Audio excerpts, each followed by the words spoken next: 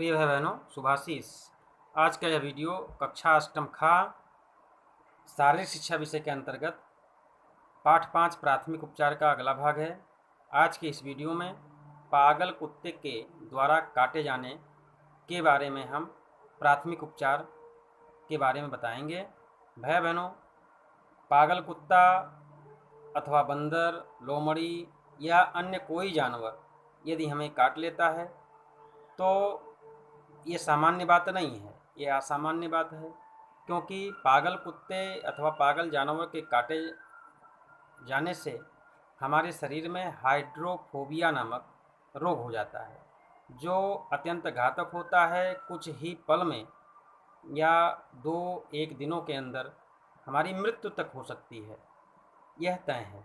लेकिन ऐसा नहीं है कि इसका इलाज नहीं है, इसको रोका नहीं जा सकता है। इसको रोकने के लिए पहली चीज़ तो सावधानी हमें बरतनी चाहिए।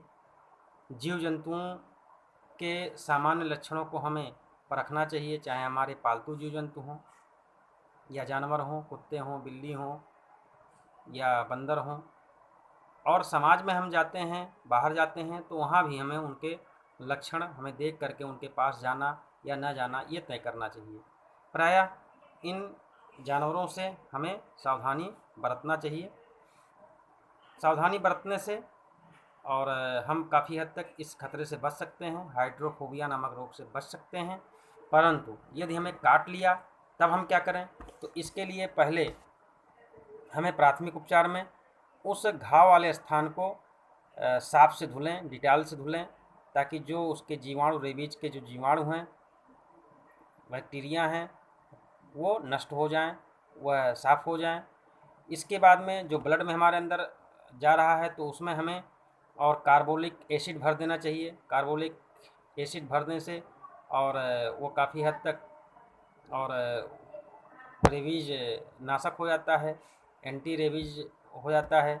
और इसके बाद में हमें अतिशीघ्र हॉस्पिटल में जा कर के और एंटी रेबीज टेटनस का और इंजेक्शन लगवाना चाहिए। ATS या टेटनस का इंजेक्शन लगवाएं और उसके बाद में हमें डॉक्टर की सलाह के अनुसार एंटी रेबीज का भी इंजेक्शन लगवाना चाहिए। पहले जो एंटी रेबीज के इंजेक्शन लगते थे वह 14 इंजेक्शन एक व्यक्ति को लगते थे 14 दिनों में, और वह जो इंजेक्शन लगते थे वो हमारे नाभि में लगते थे, यानी पेट में लगते थे। लेकिन अब उसकी खुराक कम कर दी गई है, अब उसमें थोड़ा और संशोधित किया गया है और उसका विकास किया गया है। अब 5 ही इंजेक्शन लगते हैं और वह भी बाँह में लगते हैं। तो इस प्रकार से हमें इससे सुरक्षा, अगर हमारी जानकारी रहेगी इसके बारे में, तो हम इसकी सुरक्षा कर सकते हैं और इससे हम बच भी सकते हैं। तो पहले तो सावधानी रखना, और यदि ऐसी घटना घट गई, पागल कुत्ते ने काट लिया, बिल्ली ने काट लिया, बंदर ने काट लिया, तो हमें उस घाव वाले स्थान का हमें घबराना नहीं चाहिए। घाव वाले स्थान को धुलना चाहिए। धुलने के बाद में उसे साफ़ करना चाहिए और तुरंत टेटनस का इंजेक्शन, ATS का इंजेक्शन लगवाना चाहिए। और आगे चल कर के डॉक्टर की सलाह पर हमें एंटी रेबीज का इंजेक्शन लगवाना अनिवार्य है। नहीं तो आने वाले समय में वह जो रेबीज के जीवाणु, विषाणु हमारे शरीर में फैल जाएंगे, तो हम भी उसी कुत्ते की तरह या उसी जानवर की तरह पागल हो करके हमारी भी मृत्यु हो जाएगी। तो इससे हमें सावधानी रखना है। आगे जो अगला टॉपिक है, आग लगना। भाई बहनों, आग लगना प्रायः घरों में किसी न किसी लापरवाही से या कोई ऐसी आकस्मिक क्रियाकलापों से और आग लग जाता है। प्रायः शॉर्ट सर्किट से आग लग जाता है।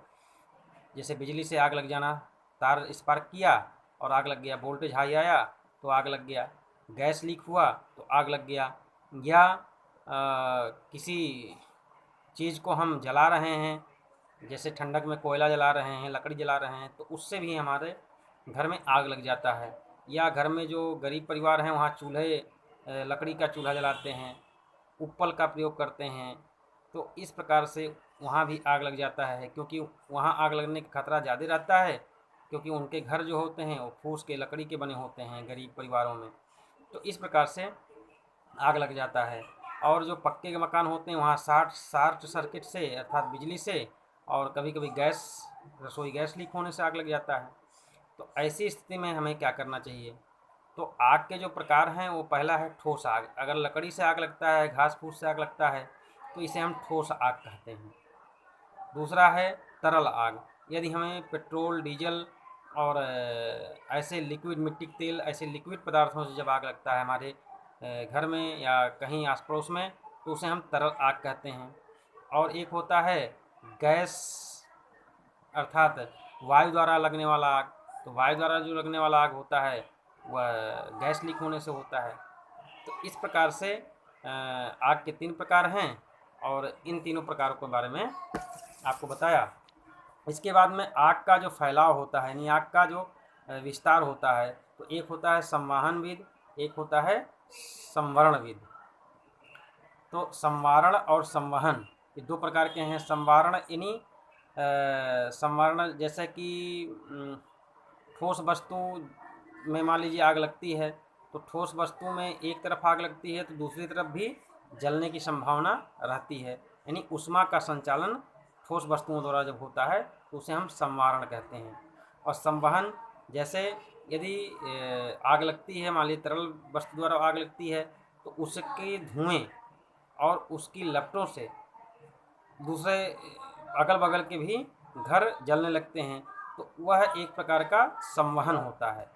यानी वह जितना ही लपट आगे बढ़ेगा, जितना ही उसे ऑक्सीजन मिलेगा, उतना ही वह फैलेगा।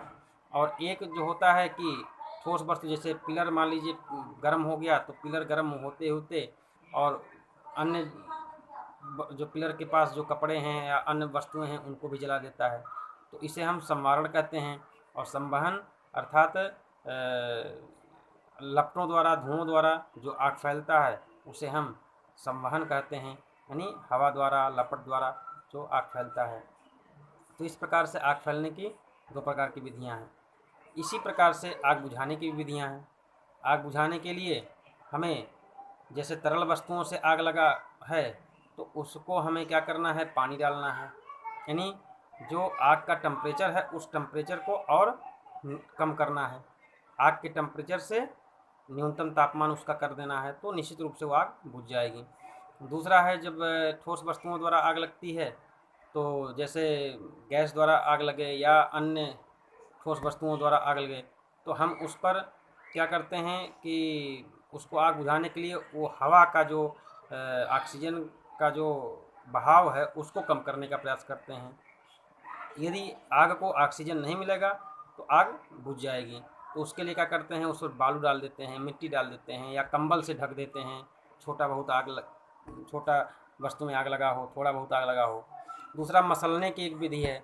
यदि हम मान लीजिए माचिस की तीली से कपड़ा जल गया या कहीं अन्य जो छोटी मोटी वस्तु जल रही है, तार जल रहा है, तो उसको हम किसी चीज़ से मसल देते हैं, कपड़े से मसल देते हैं या हाथ से मसल देते हैं, तो मसल करके भी छोटी मोटी आग को हम बुझा देते हैं।